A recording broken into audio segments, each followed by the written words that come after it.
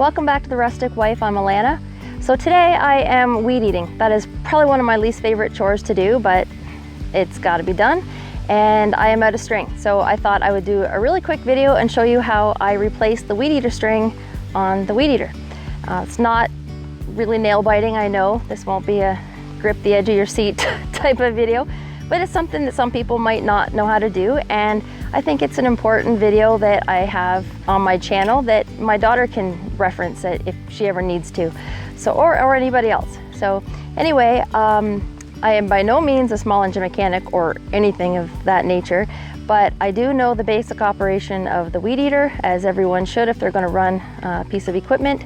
I'm not fluent in the mechanical end of it. I don't really know how to dive in and fix it, but what I do know is that I'm out of string and I do know how to replace it.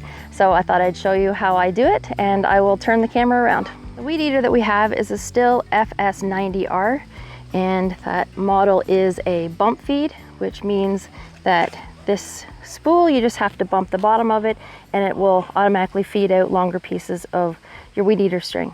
So for this, you need obviously some weed eater string, and it is nylon, and it comes in various thicknesses.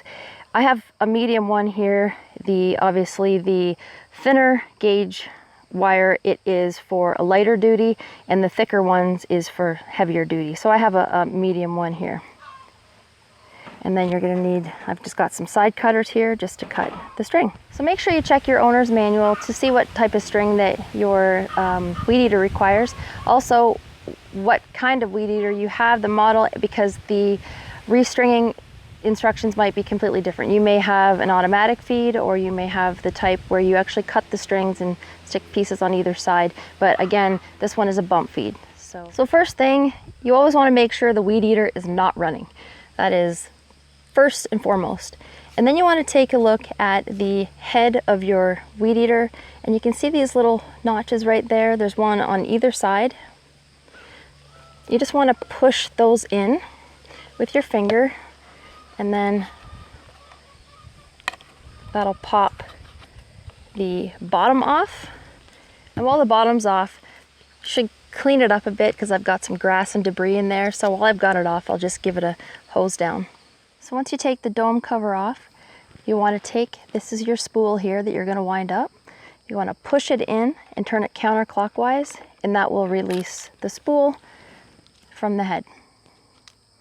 You can see I had one little bit of line here on the one side, and the other one was gone, so got to replace that. So I need to measure out my string. It really depends on the thickness of your weed eater string, how much your spool requires, but again, check your owner's manual.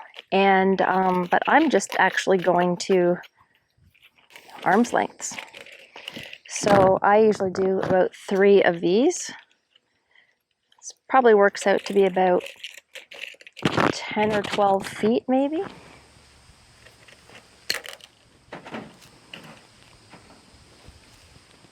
Okay, so now you have your length of your line. Try not to bird's nest it. I just try to keep it straight down here because I've done that before. And I like to take the ends of the line and just kind of snip them on an angle with my side cutters. It's just easy to feed it into the little slots. So here is your spool.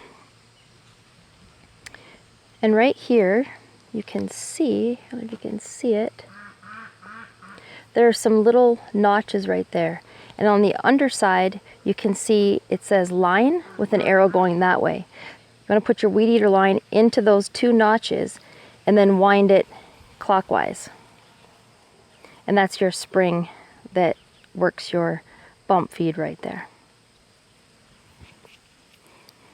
Just going to take one of these, and I'm going to feed it, if you can see that there.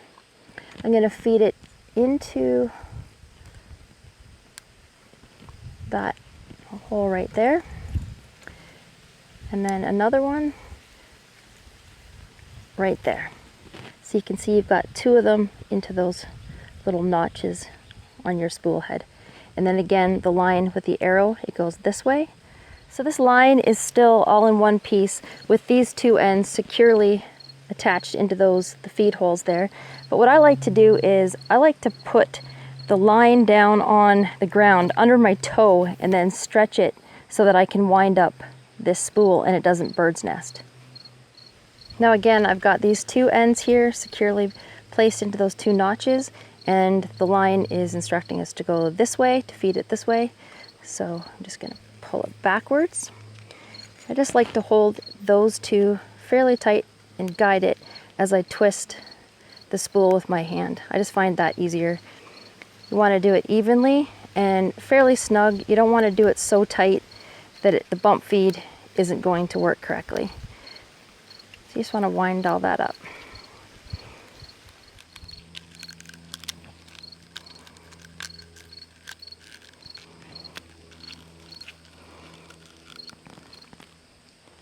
Okay, so I have the spool wound, and there are two little notches. You can see them there. There's two little notches on either side. One's right here and one's right there. You want to put one of these pieces right there. You want to click it into that little notch. That'll keep it securely in place. And then you want to maybe unwind this a little bit. You want to bring this bottom part and click it into that notch. So it's kind of like, it's got a little handle on it. So you've got the bottom one into this notch and the top one into this notch right there. And then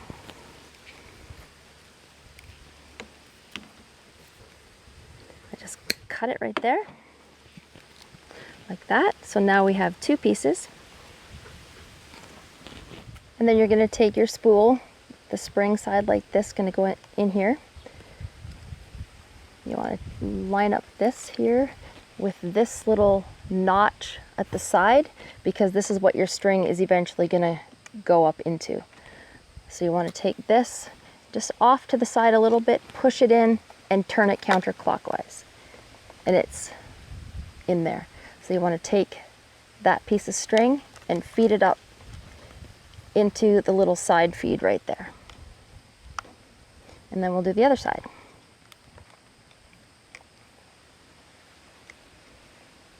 So unhook it from there and feed it up into that right there. These little notches here, see, I don't know the technical term for anything, but these are what guides your string from the spool out.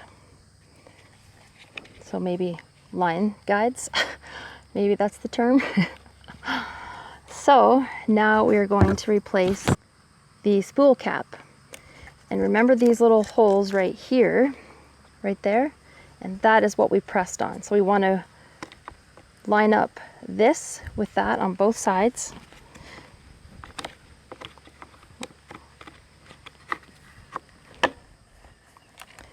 Make sure that they're both secure. There. Now these are a little bit too long. They will get cut off on their own, but I just like to trim them a little bit.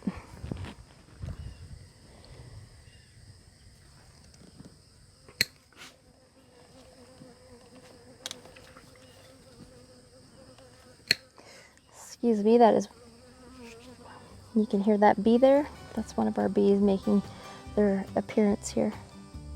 So there we go. The weed eater is ready to go. Got more trimming to do. So in this video you can see I'm just wearing short sleeves here and just a hat. But when I weed eat, it is very important that I wear protective gear. And I know that because I've been nailed in the face with some stones before. So I always wear a long sleeve shirt and protective eye glasses, and I also wear a shield because sometimes if there's little stones, they can come up and hit you right in the face. I had one hit me in the tooth once. So, and no flip-flops, sandals, or anything like that. I always wear closed-toe shoes or boots, and preferably boots and long pants. So if you enjoyed today's video and you found this helpful, please consider subscribing, and I'll see you again next time.